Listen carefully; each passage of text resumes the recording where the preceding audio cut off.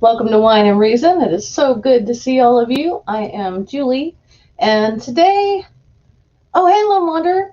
Let's just say hi to everybody first. We got the Lone Wanderer in the chat. We've got a bit of tea and Danish, Linda in the chat. We got Amber Schofield in the chat. We got Amiga Nuts in the chat. We got Critical Cripple Dave in the chat.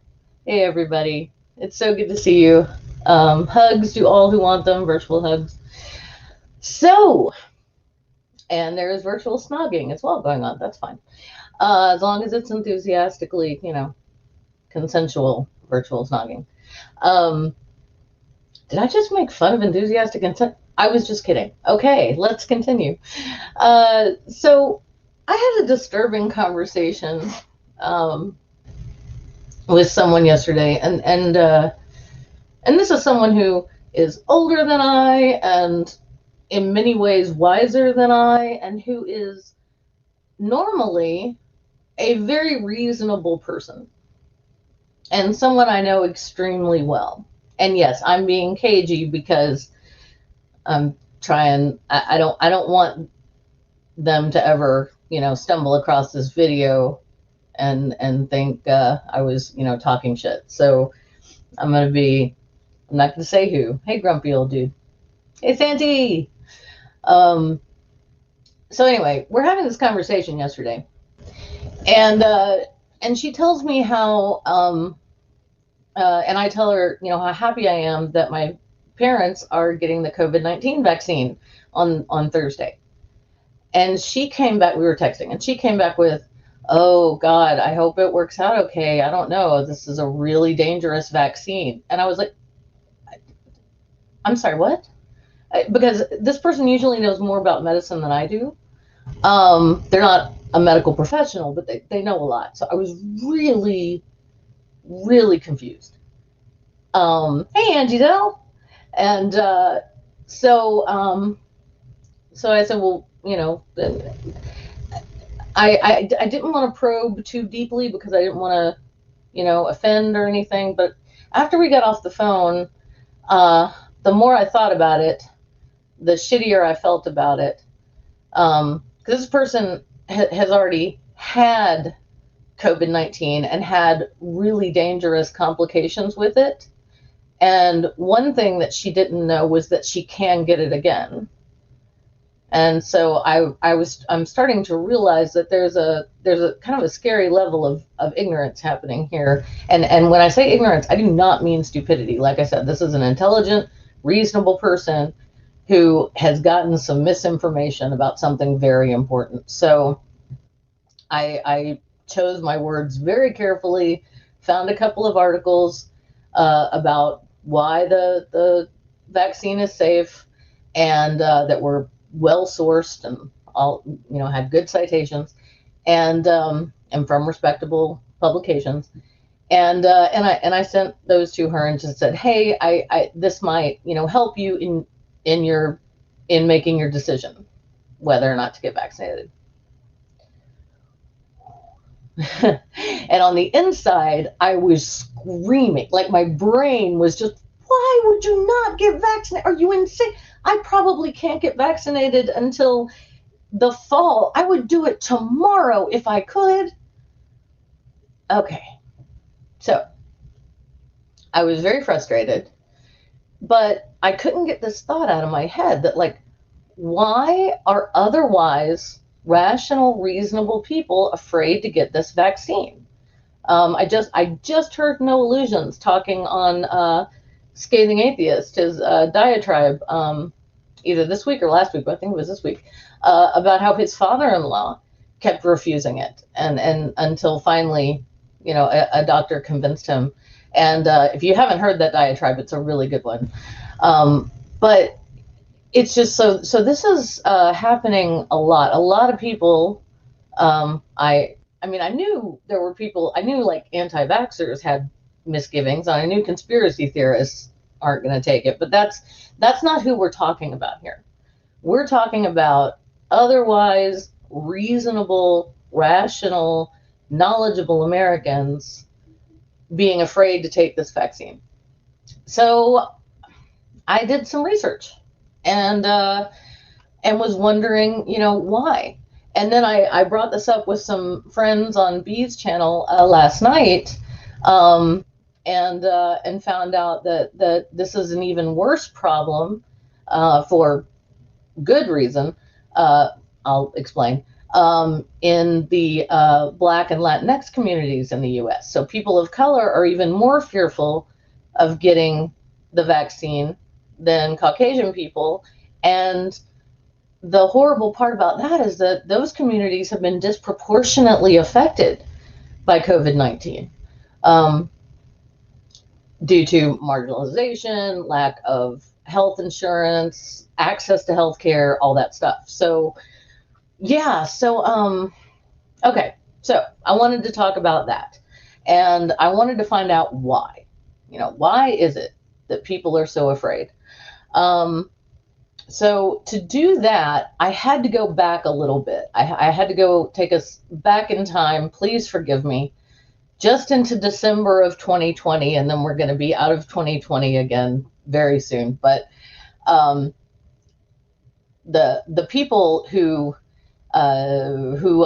do clinical trials saw this problem coming, and so they prepared. So this first source and everything, all the sources are listed. I don't know if they're in the order in which I'm going to touch on them in the show notes, but they are all listed in the show notes. Right. So this one is KFF. It's from kff.org on racial equality and health policy issues, and this is a brief. It's a brief article. So the title is Racial Diversity Within COVID-19 Vaccine Clinical Trials, Key Questions and Answers. And this is by Samantha Artiga, Jennifer Cates, Josh Michaud, or I hope I'm pronouncing that correctly, and Latoya Hill. And this was published on January 26th, 2021. All right, awesome. We didn't have to go back to last year yet. Yay. Okay, but I wanted to start with the clinical trial issues first, because you can't have a vaccine without clinical trials, right? This is how we got the vaccine. So they point out how important it was to ensure racial and ethnic, excuse me, y'all, wow, in clinical trials for development of COVID-19 vaccines, and that is incredibly important, as I said before, since COVID has taken a disproportionate toll on people of color and communities of color, and particularly Black adults, they point out in the article. Historically, people of color have had lower vaccination rates and expressed more concerns about getting a COVID-19 vaccine compared to their white counterparts. Now, the reason that we're going to get into the reasons for that, and their historical, but not that long ago reasons. Oh gosh, sorry, I'm trying not to say so now I'm super conscious of every time I say it's really annoying. Okay, moving on. So quote, diversity within clinical trials for a COVID-19 vaccine helps ensure safety and effectiveness across populations and may increase confidence in getting the vaccine among people of color. Historically, people of color have been underrepresented in clinical trials. That's one of the problems. There have been recent efforts to increase racial diversity within clinical trials and specific efforts to increase diversity within the trials associated with development of COVID-19 vaccines. With 2 COVID-19 vaccines now authorized in the U.S., and that's the Pfizer, BioNTech, and Moderna vaccines, we review why racial diversity within COVID-19 vaccine clinical trials is important, because the barriers to participation in clinical trials among people of color and examine, I'm sorry, tone was wrong, pardon me, still quoting. We review why racial diversity within COVID-19 vaccine clinical trials is important, discuss the barriers to participation in clinical trials among people of color, and examine the racial/ethnic composition of clinical trial participants for the Pfizer, BioNTech, and Moderna vaccines. So that's their thesis statement, right? They're taking a look at the very brave people who participated in these clinical trials for the vaccines to get them made as quickly as possible, and to everyone who participated in clinical trials for these vaccines, the whole world owes you a debt of gratitude for doing that. That was incredibly brave, and we were so lucky that people were willing to volunteer to do this. So let's see. Diverse racial ethnic representation in COVID-19 vaccine trials is important because drugs and vaccines can differentially affect groups reflecting variation in underlying experiences and environmental exposure. And that's another important reason another reason why the virus is disproportionately affecting communities of people of color, because a lot of people of color in this country are essential workers. So they are out there, every day exposed to the public, and so that is part of why they're getting hit harder than other groups. Okay, I'm just gonna. There's some funny stuff happening in the chat that I'm just gonna have to ignore for a minute. But y'all have fun, do you? I love it. I'm glad you're having a good time. Right. Okay. So that's why racial diversity in the clinical trials was important. By having racial and ethnic diversity, they could make sure that they test the vaccines across populations. So that's on a wider group of people in terms of genetics. Essentially, it's a deeper gene pool, and that's always better when you're making medicine or making a vaccine for humans. You want as many possible humans as you can get, and you want to make sure that it's going to work for as many people as possible.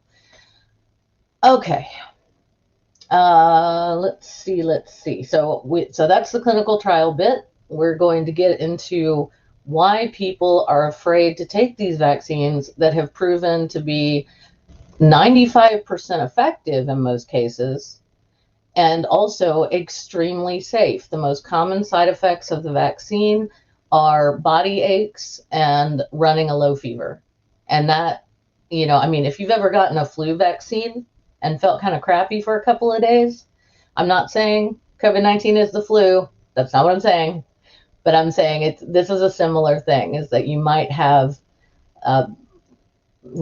a light reaction to the vaccine because there's some live virus in there.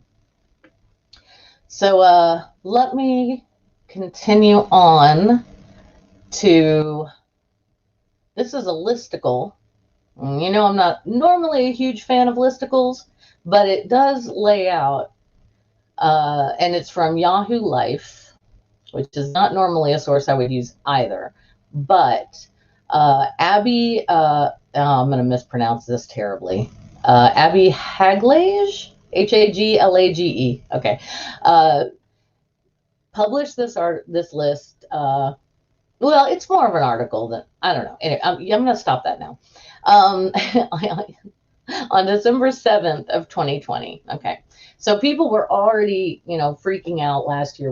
Y'all remember this, about the vaccine. So the title of the article is 6 Dangerous COVID-19 Vaccine Myths Debunked. And what I liked about this article is that A, it's a short, easy read, and B, it explains not only, it states these 6 dangerous myths, states where they came from, which, surprise, surprise, most of them came from social media, and uses experts in healthcare in order to debunk them. So let's see. So the article begins, quote, "The safety and efficacy of Moderna and Pfizer's vaccines, both of which have proven more than 90% effective in phase 3 clinical trials have been hailed as a spectacular success by the science world. And yeah, 90%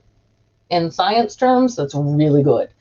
But among the general public, continuing to quote, but among the general public, fear about potential side effects spurred by misinformation and lies on social media have led many to determine that they will opt out of taking it.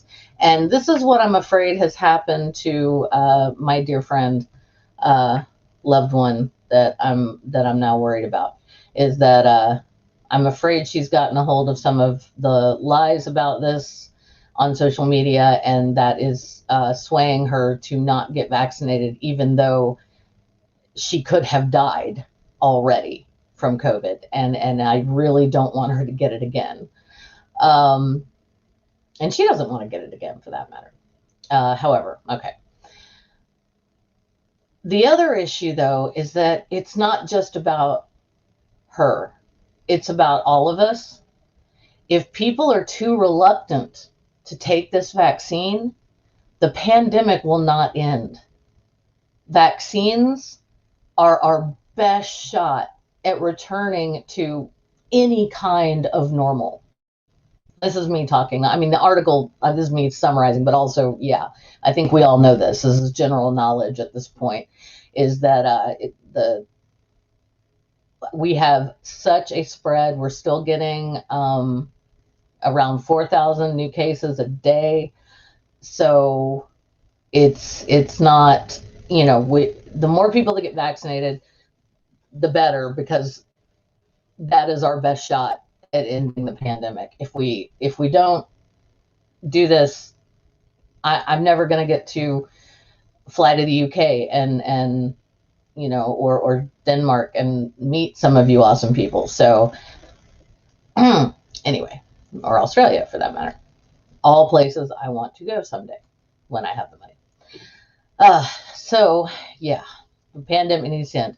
Another issue too is that, and here I'll just quote the article.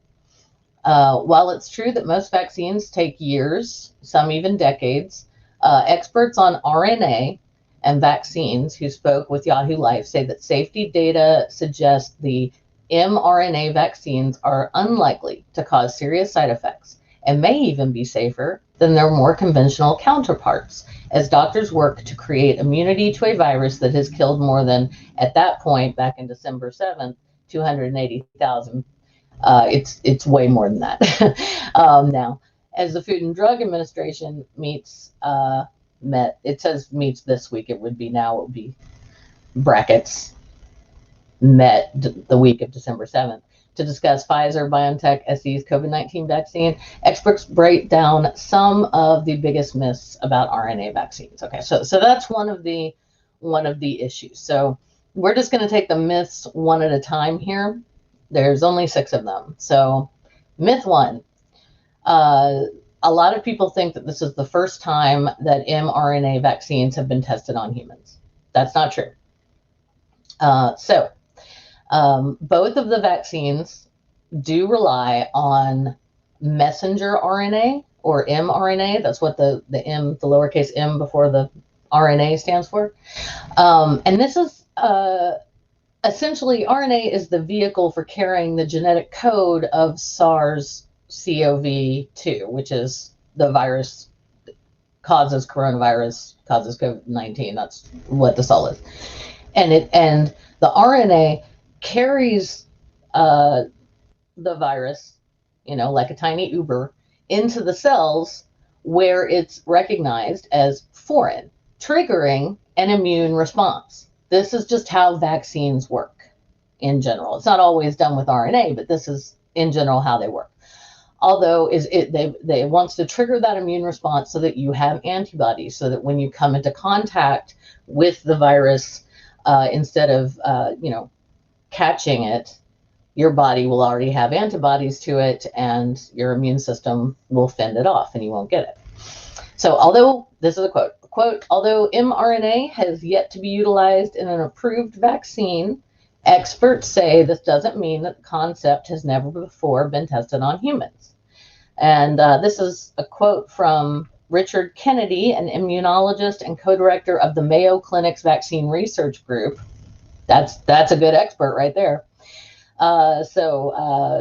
Kennedy says it's a relatively new technology, but we're probably looking at maybe a decade or two that they've been tinkering with it, and with it, he means mRNA, and toying with the idea and using it. Then we have, let's see, pardon me, Florian Kramer, a renowned professor of vaccinology at the Adkisson School of Medicine at Mount Sinai. I mean, like I said, really good experts. Now, let's see. Yeah, Kramer agrees. He's quoted. Oh, actually, I'm sorry. I don't know what gender Florian is, so I'm just going to say they. They say, quote, it has been tested in humans since 2013. And that's because mRNA has been studied with both Ebola virus and influenza. So, I mean, that's amazing. So, yeah, it's true that it hasn't been in an approved vaccine yet, but we've been studying it. Immunologists have been studying mRNA vaccines since 2013. It's been a minute, and it's not this brand new scary thing. Okay? So myth number 2, mRNA vaccines are more dangerous than other vaccines. So Kennedy, the person from the Mayo Clinic immunology department, quote, Kennedy further explains that because of the nature of RNA, these vaccine candidates may turn out to be safer than other vaccines containing live attenuated virus, meaning a weakened form of the virus. So Kennedy says, quote, one of the benefits of mRNA vaccines is everything can be done by a machine, so you don't have to worry about bacterial contamination or other contaminants. There's no live virus in the vaccine. So everything that goes into it can be carefully controlled and monitored, end quote. Okay, I'm sorry. I think earlier I did say there was live virus in the vaccine. So just quick correction. I forgot. No, there's no live virus. That's why mRNA vaccines are so cool, is because you don't have to use live weakened virus, which can be dangerous for some people. Yeah, that's amazing. The mRNA delivers the dead virus to the cells, and that still triggers the immune response that we need. How freaking cool is that? Okay, pardon me. Kennedy went on to say that mRNA vaccines are no more dangerous than other vaccines, and it's possible they're a little safer, end quote. All right, myth number 3. There is no long-term safety data about mRNA vaccines. Well, this apparently is one of the most common myths, is that we don't know how long, we don't know like what's going to happen down the road if you get the vaccine.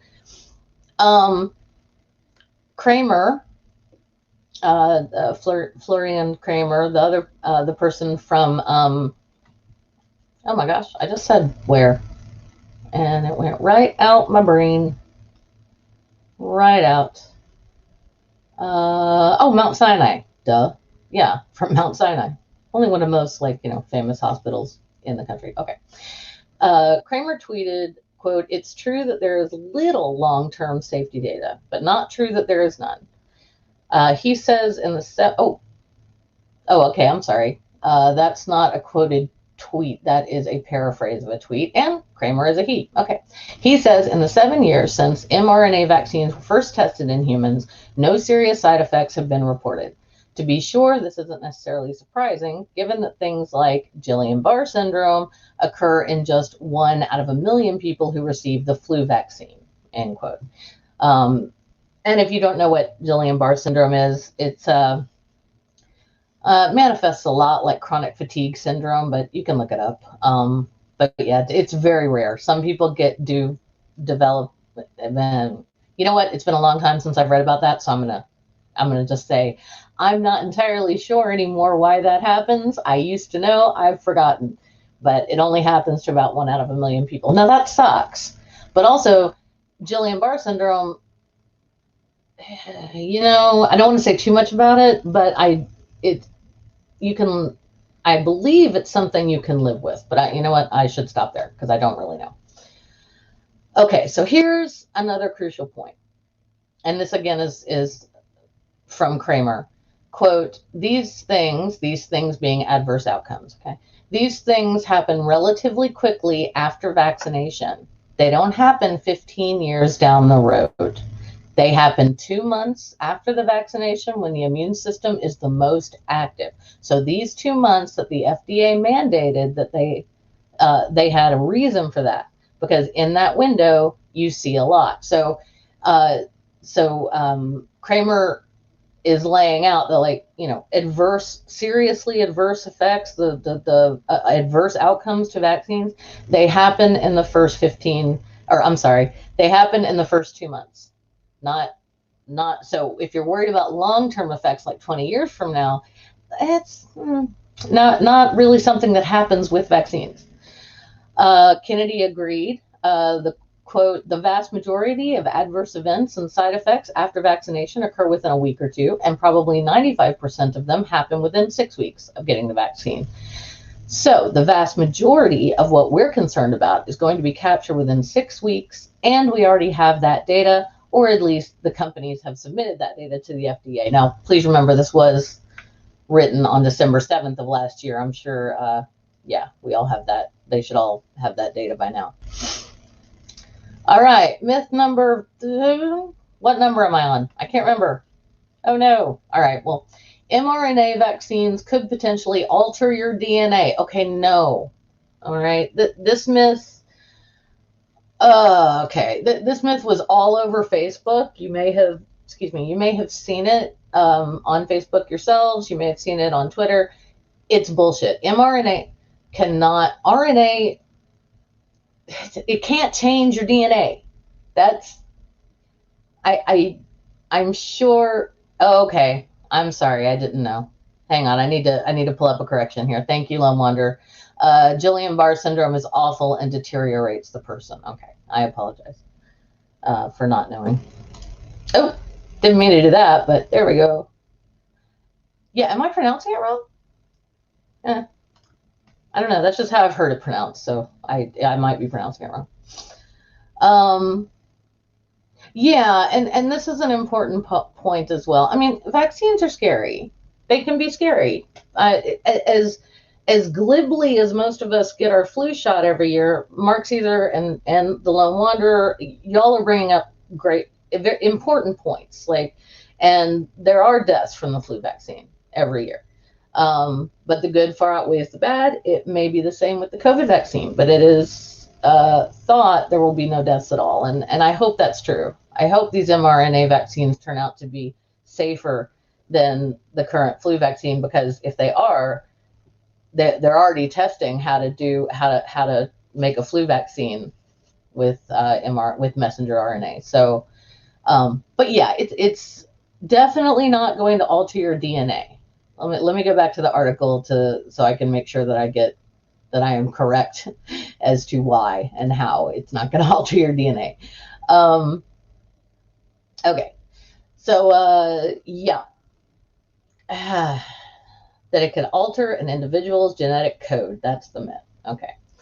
Both Kramer and quote, both Kramer and Kennedy say this is not true for the simple reason that it's not possible. And this is a quote from Kennedy. Our genome is DNA, and we have all of the enzymes and machinery to make copies of that. We don't have any of the machinery in our cells to take the RNA and change it back into DNA. Otherwise, you would be doing that every time. He said you and then we're, but it's a quote, so I have to go with it. Otherwise, you would be doing that every time we're infected with any virus. Okay. And then Kramer added, quote, the pathway from DNA to RNA is a one-way street.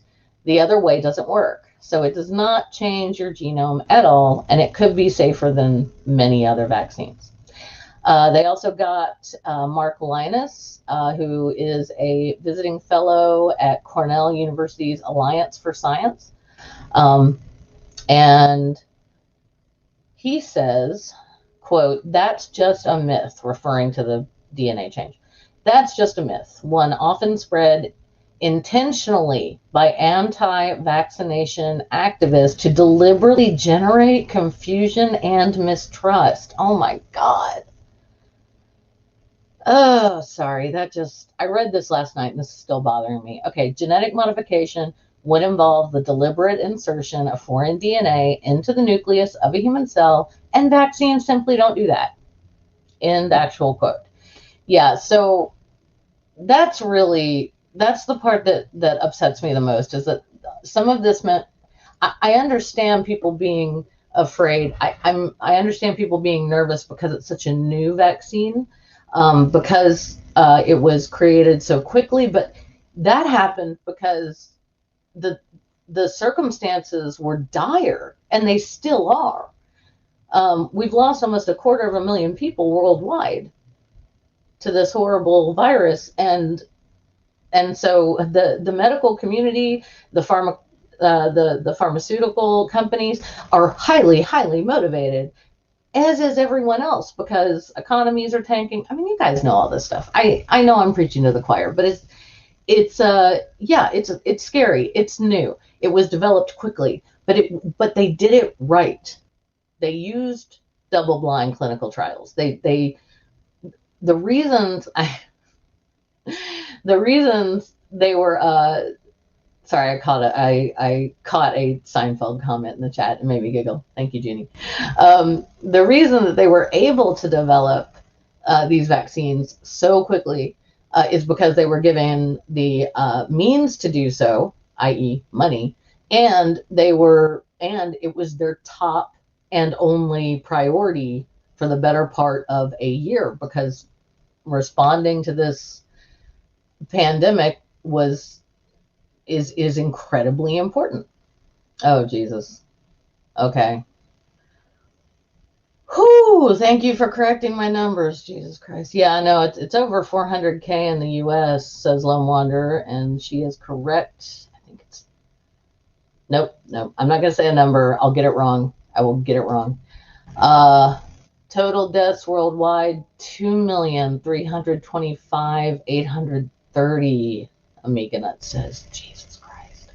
So sorry, my 250,000 was from a month or two ago, so that was way less.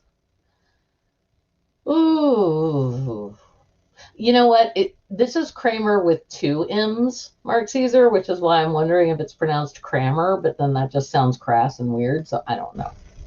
All right. Moving on. We got a lot to get through, and we're already halfway through time, so come on, we can do this. And hopefully I won't say wrong things too much. Okay. All right. So another myth that's going around is that mRNA vaccines can make you sick and cause side effects in 75% of people. Okay, so in early November, a White House correspondent for Newsmax tweeted that 75% of vaccine trial participants experienced side effects from the mRNA vaccine. This is false. According to early data from Moderna, released by an independent review board, the 2 most common side effects were fatigue and muscle aches, both of which occurred in under 10% of participants. Under 10%, not 75%. Pfizer's vaccine produced even fewer side effects, with 3.8% of individuals reporting fatigue and 2% fever. End quote. So this is actually quite remarkable, and these side effects also resolve within the first 48 hours for most people, and it's a normal response to a vaccine. I've had muscle aches and fatigue, like I said, from the flu vaccine before. Let's see. Our friend with the problematic name again says, quote, people need to know if you feel sick, it's not because a virus is infecting you. It's because the vaccine is triggering, in brackets, an immune response, end quote. And that's what you want. Because again, that's how vaccines work. You want your immune to get used to this, to create antibodies so you don't get the real thing, the full force thing. Okay. Next myth. Getting COVID-19 is safer than taking an mRNA vaccine. Oh my God. Oh my godless life. Y'all, people think this is true. They think this is true. They think that getting a potentially lethal virus, where's that number again, Amiga Nuts? Let me just pull that back up here. And if you know where you found that, please drop a link. But oh my word, like seriously, this is what's more than 2 million dead worldwide, and people are like, I'll just get the vaccine and take my chances, and it will be fine. It will not be fine. It can cause permanent organ damage to heart, kidney, livers. It's sorry. It's caused amputations of limbs because it can mess with your circulation. It often causes pneumonia as a comorbidity, and then some people die from having COVID-19 lethal respiratory disease, and pneumonia, also lethal respiratory disease for a lot of people. God, and if you've ever had pneumonia, you know what that takes out of you. Imagine having COVID-19 and pneumonia at the same time. Okay, hang on. Amiga Nuts has more data for us. Thank you, Amiga Nuts. As of 2/9/2021, 2:23 a.m. EDT, U.S. total confirmed cases 27,097,106 cases. Total deaths 465,072. Get vaccinated. From your lips to the ears of everyone out there. Yeah, get vaccinated, please.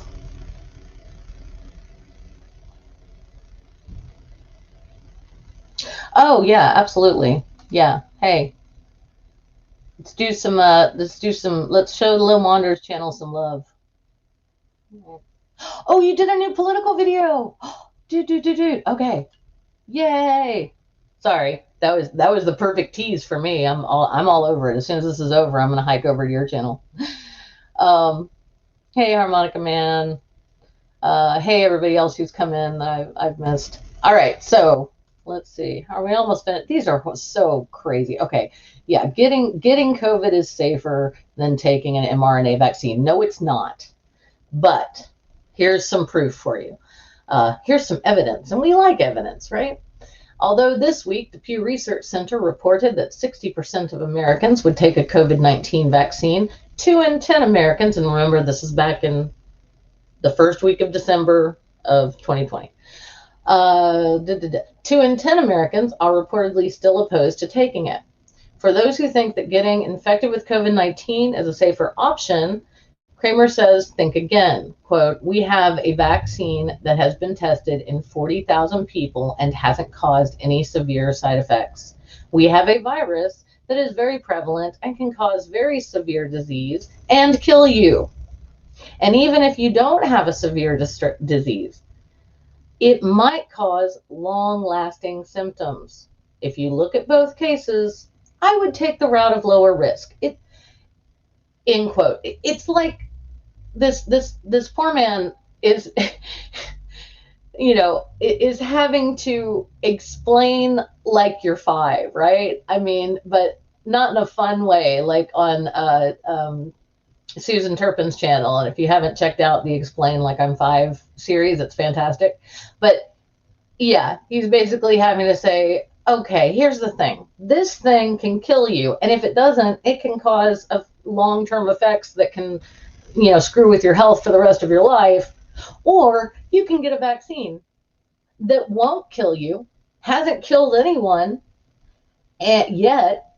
I mean, it might, because vaccines, sometimes people have terrible reactions, and this was written first week of December, but at that time, 40,000 people had taken it, and no one had died, and the worst side effects they'd suffered were light fever and muscle aches, which I would take that over COVID any day of the week. Okay, one sec. He also, quote, he says that, Kramer, he says that the high likelihood of getting COVID-19 versus the possibly 1 in a million chance of having a severe reaction to a vaccine makes it an easy decision. And then he said something that I thought, this might be why. This might be the key to why reasonable people are afraid to get this vaccine. Quote, people want to have control over their lives and their body, right? And so if I decide to get the vaccine, then I make the decision for myself, and then I am protected. If I don't get the vaccine, I might get infected at any time, and I can't control the course that the disease runs. It might be mild, but it might also send me to an ICU. And so I think, look at the risk realistically. Do you want to control your situation, your body, your life, or not? I think the vaccine is a good way to help with that. And I find that argument very compelling, because autonomy is something that is incredibly important to me, and I know it's important to all of you. And one of the scariest things about this virus is that it's airborne. All I have to do is walk through where someone who has it has just exhaled, and I can get it. And my cloth mask helps to protect me from that, but we all know these are not medical grade masks, right? Okay.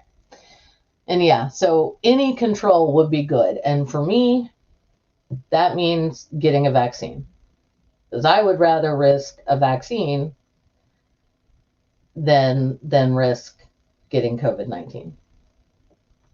Alrighty, so let's move on. All right, we're gonna jump back to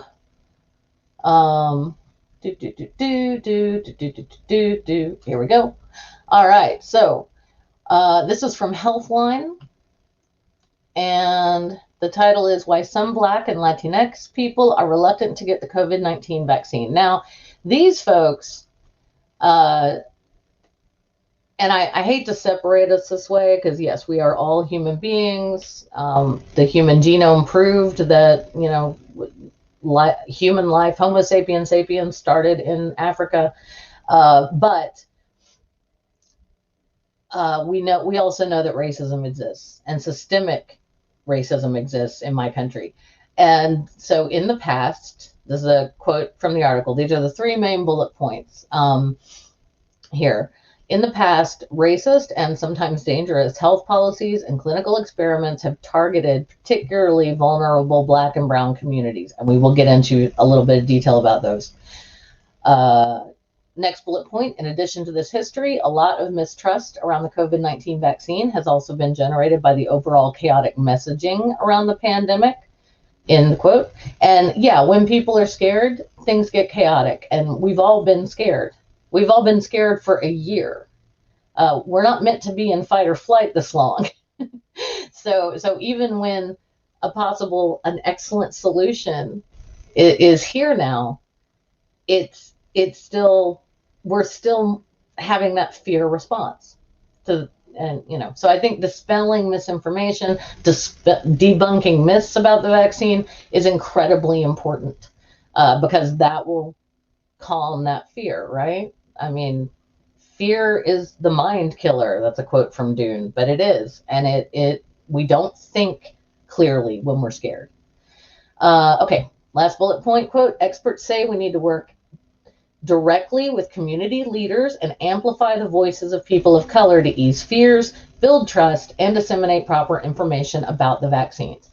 end quote. And that is also why I don't mind a bit that some of the distribution centers for vaccines are community centers, high school gyms, and churches. I don't care that churches are helping with this, because we're a minority.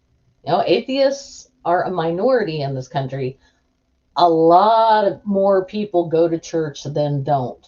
And if they can go to a church, even if it's not their church, my parents are getting vaccinated at a Baptist church. My parents are Catholic, but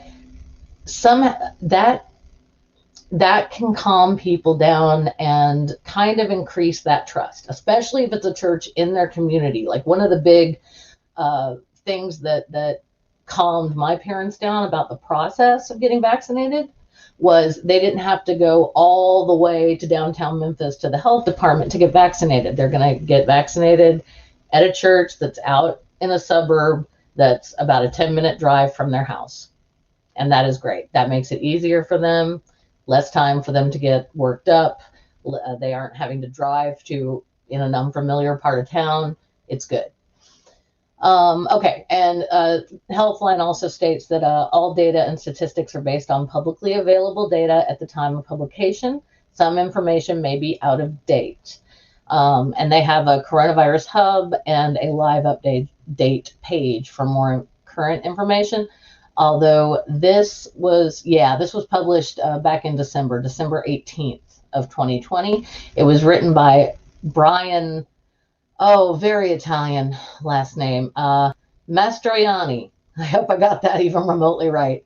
And fact checked by Maria Gifford. Alrighty. So, again, looking at going back to why reasonable people, normally reasonable people, are worried about the vaccine. There is a really good article that was published 6 days ago. So what I liked about this one is it was more current. I was like, oh, this is all from last year. I need more current stuff. So this is from MSN.com. And the title of the article is Why People Might Be Worried About Taking the COVID-19 Vaccine and Why They Don't Need to Be. And this was written by Adele Peters 6 days ago. Quote, it isn't just anti-vaccine conspiracy theorists who are reluctant to get COVID-19 vaccines. In one recent survey, nearly half of Americans, wow, that's a huge change, right? That's a big change from before, when it was just 2 out of 10. Now it's like nearly half. Oh my gosh. We're nearly half on everything right now. Okay, in one recent survey, nearly half of Americans said they were hesitant to get vaccinated. Only 53% said they would be willing to do it. Of the rest, most said they thought the vaccines were untrustworthy. But if at least 70% of the population doesn't get the shots, it will be difficult to get the virus under control. And end quote. And then Peters goes into more detail about that specifically. But we need to get 70% of our population at least on board with getting this vaccine. And Mark Caesar's right. Good on churches for helping with the vaccine distribution. A little ironic, given I agree. Especially here where we still had, we had churches breaking the law so that they could put people in close spaces with each other and pray instead of super spreader events with the big evangelical churches and all of that. Oh, harmonica man, you don't know how many times. And also a historical one, a historical horror as well. I think I've been obsessed with the Black Death for ages. But I've watched and rewatched more plague documentaries and more 1918 flu pandemic documentaries since this started than I ever have at one time. And it's because I wanted to see those historical similarities, and they're there. It's when you get a boom in population, when temperatures are nice and warm, climate change, Viruses thrive. And that's when you get new scary viruses. Now, yes, the bubonic plague is not a virus. It is bacteria, Yersinia pestis. And luckily, you just need antibiotics for that. It's fine now. But it's something that our species lived with periodically for hundreds of years, like smallpox and, those horrible, horrible diseases that we've pretty much eradicated because of vaccines. Okay, sorry, that was loud. But because of antibiotics and vaccines. All right. So going back really quickly, I want to make sure I didn't miss anything from Peter's article on why people might be worried and why they shouldn't be. Yeah, and here, this is much, keep in mind, please, this is a much more recent article. Here, Peters asserts that one common concern skeptics have is the fact that the first vaccines were developed in record time, but the speed wasn't a result of cutting corners. The first two vaccines that have been approved use mRNA technology that had been in development for decades, so not just since 2013, but for decades. Sorry, that was me. I got to remember to say end quote. I'm going to have to start putting it like in my notes. It's sad. Okay, one of the great benefits of the technology is that it can be adapted quickly. And then Peters has a quote here from Rupali Lamay, a scientist at Johns Hopkins Bloomberg School of Public Health, another great school. Quote, they were able to leverage that technology that was used for a different therapeutic use. So the mRNA messenger ribonucleic acid essentially gives your cells, I'm still quoting, sorry, I'm quoting Peters again, essentially gives your cells the instructions to make a protein from the coronavirus so that your body can develop an immune response. After your cells get the message, your body destroys the mRNA, so there's nothing left in your body. It has no impact on your DNA. It also can't give you COVID-19, end quote. And Peters had to put that last bit in that's a parenthetical statement. It also can't give you COVID-19. It's almost like Peters wanted to say, I can't believe I have to write this, so I'm just going to put it in parentheses. Hey,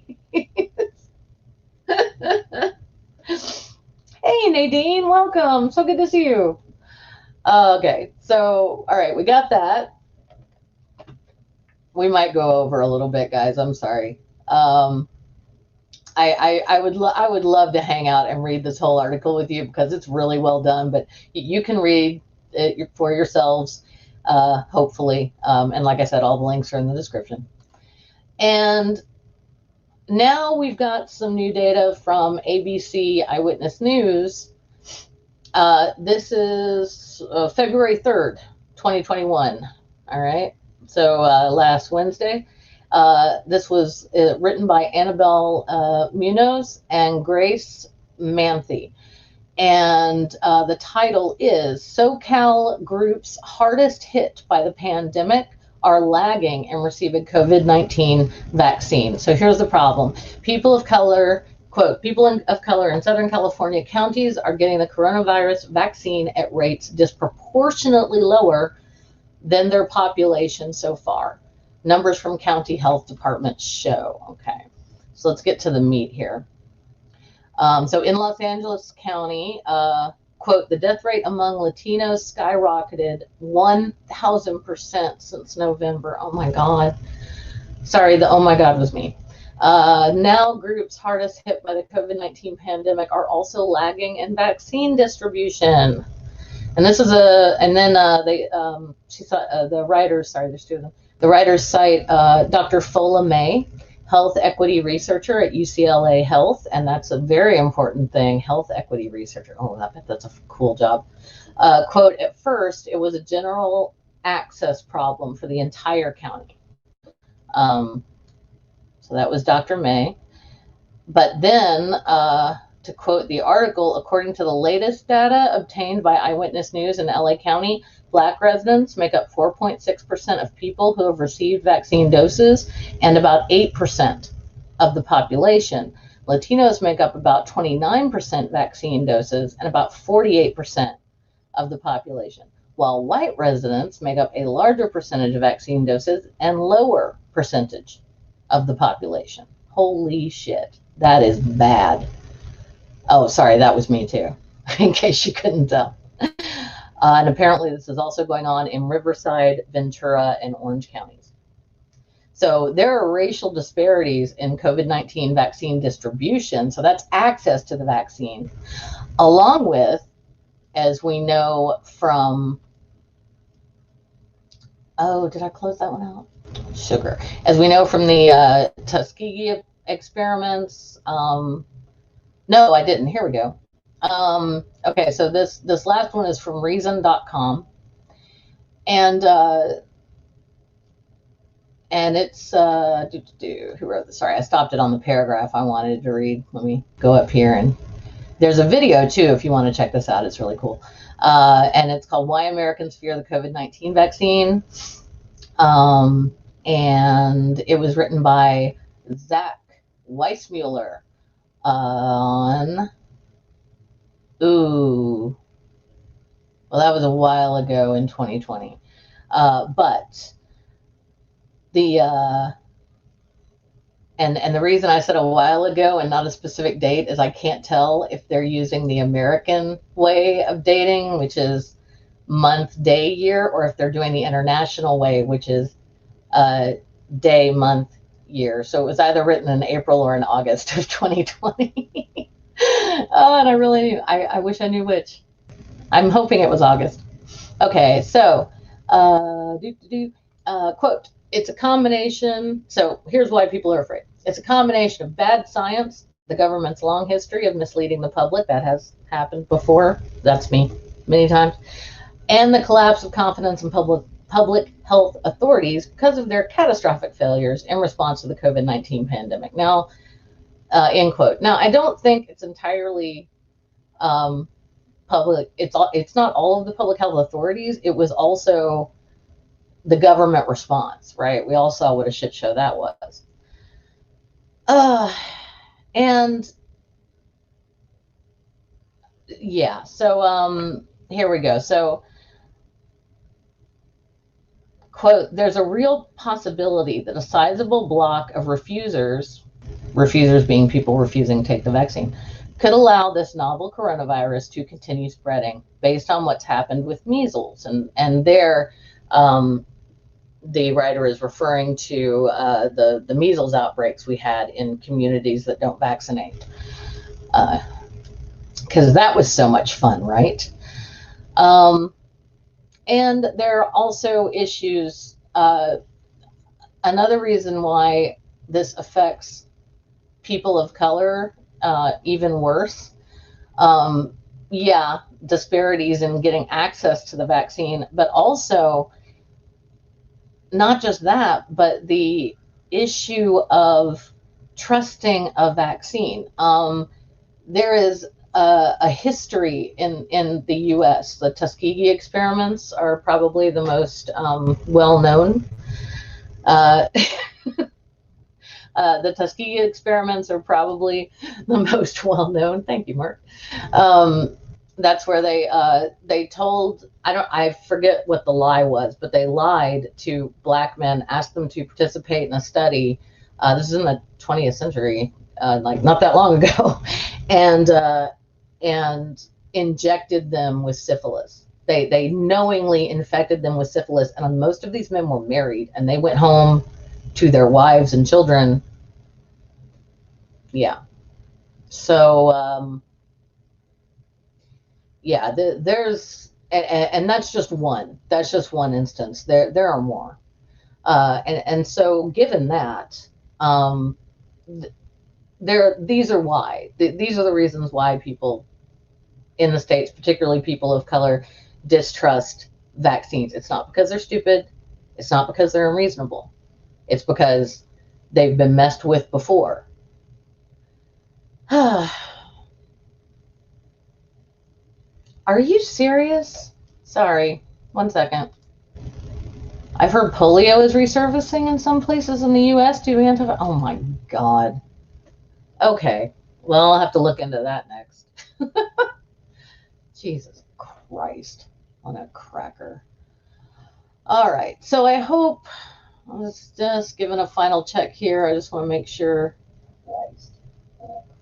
Oh, all right, so I hope, let's just give it a final check here. I just want to make sure. Sorry about that. Sorry about the echo, folks. I apologize. My bad. Yes, and so is measles. Yeah, measles is definitely making a comeback, Harmonica Man, unfortunately. Hopefully we're getting that one under control. Okay, all the links to all of the articles that I used, and even one that I ended up not using, but I also read in preparation, they're all in here in the description. Also, I just need to do a quick shout out to go to something a little lighter for 1 second. My favorite tattoo shop in my favorite town, where I got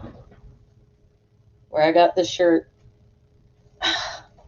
is Underground Art, and they are reopening on appointment by appointment basis. Only one person at a time, no guests. If you have someone drive you there because you're getting a large tattoo or whatever, they have to wait outside. And they are providing clean, disposable masks, because they're like, sorry, but we don't know where your mask has been. So I went ahead and put in a link to their website.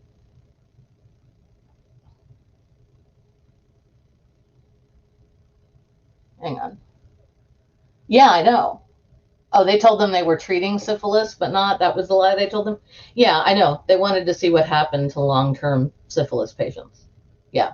No, that part was right. I couldn't remember what lie they had told them. So thank you for that, Lone Wanderer. Let's see. Okay, the other reason I was looking at this. Oh yeah, I need to thank Cynthia McDonald, Maya Atkisson, the African Humanist, and Jena, or I think I'm pronouncing that right. I hope I am, for bringing the issue of vaccine skepticism in Black and Latinx communities to my attention on B's stream last night, because like a typical white person, I totally did not. I mean, I thought about it a little bit, but not when I was initially doing research. So I got to add a very important dimension to this. So thank you, ladies, and all of their information, where you can find them. If they're on Twitter, you can watch where you can see their videos. If they have YouTube channels, Maya's on Twitter. Let's see, I've got Cynthia McDonald's. I've got a link to her blog, a link to her Twitter, and a link to her on the nonprofits. Hey, African Humanist. I've got a link to your YouTube channel in the description. And I've got, let's see. Oh, yeah. So anyway, wherever you can, oh, and to B's channel also. And y'all know B. She's awesome. B, being mindful B. So, yeah. Yeah, I was worried about that too, Jeannie. Let's see. Jeannie says, yeah, initially I thought measles was going to be the one to get out of control and end up an epidemic. Yeah, I did too for a minute, but nope. No, anyway. Okay, so let me make sure I didn't forget anything. Oh, yes, this is our last day for Wine and Reason at this time slot, because I got a job and I really needed a job. So I'm very happy about that. I have to extend deep apologies to A Bit of Tea in Danish, Linda, to Mark Caesar, to Dave, anybody not in the US, because this is about to become really inconvenient for you to catch the show live, and I am so sorry. To the African Humanist, because you're in the UK. So yeah, I have to extend a big I'm sorry to y'all, but yay, I got a job. Thank you, Harmonica Man. And I'm going to be working during the day, so I can't be sitting here chatting, having a glass of wine at 2 p.m. because I will be working. So next week, Wine and Reason moves to 7 p.m. Eastern Standard Time. That's 6 p.m. Central Time, my time. I don't know what it is Mountain Time, but there you go. So 6 Central, 7 Eastern. And oh yeah, I need to thank my patrons: The Lone Wanderer, A Bit of Tea and Danish, Captain Timothy, Mark Caesar, Sandy the Sane, Microraptor, Ox, Godless Granny, The Beautiful Lavender Lady, Junie the Apostate, and PJ Smith. Thank you all so much. You've really, this community and all of y'all are the only thing that's kept me sane this past year and through the pandemic. And that's all I'm going to say about that, because I started to choke up. So yeah, and it's not make Julie cry on the stream day. We're just not. I can do it. All right. Oh, and I need to thank Amiga Nuts for all of the information, for the fresh numbers. I need to thank The Lone Wanderer for keeping me honest, as always, and all of you for being awesome, supportive, wonderful people. Yeah, both both Junk Shop and I are working again. We are once again a 2-income families. It's kind of amazing. Oh no. Well, that's cool too. No, why would I say oh no to that? That was so selfish. I'm sorry. I was like, oh, you have to find other channels. Go find other channels. Watch the African Humanist channel. It's awesome. Watch Lone Wanderer's channel. It's awesome. Watch Critical Cripples channel. It's awesome. Hey, GeoSam. Seriously, there are so many. Watch Harmonica Man's channel. And yeah, there's so much good stuff. Watch A Bit of Tea and Danish. Watch the TMI show on Thursdays. That's still going to be in the afternoon. So yeah. All right. So we're going to figure out this. So yeah. So right now I'm saying 6 p.m. my time, 7 p.m. Eastern Standard. I know that's crazy. Like that's dark 30 where Linda is. So you know, if I don't see some of you in the chat, I understand. I will not take it personally. And of course, you can watch these whenever you like. And those of you who are patrons can watch them anytime. The patron only content will not change. That's still evenings with patrons on Wednesdays is still happening at 8 o'clock on Wednesday nights. And I post the StreamYard link if you want to come in and be on it with me, or if you just want to hang out in the chat, you can do that, because I post the YouTube link as well. And then once it's over, I take down the StreamYard link, but the YouTube link stays up. So, and those are unlisted because they're for patrons only. They're paid content only, but you can watch them at your leisure. And brunch with patrons on Sundays. I see no reason for that to change. So 12:30 brunch with patrons on Sundays. If things get crazy hectic with the new job and I need to move some things around, I will give you as much warning as I possibly can. But hopefully it'll be fine, because it's Monday through Friday. My weekends are free, so I think I can still handle the demands of the channel, which, come on, this is so fun for me. It's really not demanding. Okay. All right. 1 a.m. your time. Dang it, Linda. I'm sorry. Well, if it's 1 a.m. your time, I don't know. I don't know if you're a night owl or not. Sometimes I get that impression, but maybe it just changed. Maybe it just depends on the night. If you're ever up at 1 a.m., come hang out with us. All right. Thank you all so much. This feels weird. It feels like, I mean, the channel's not ending, but it feels like kind of a goodbye of sorts, which feels strange.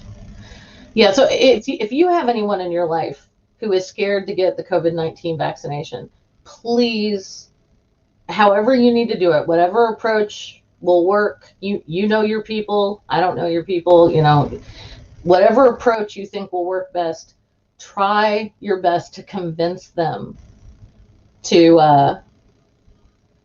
Mark Caesar, hey, if I can do 1 a.m., you can.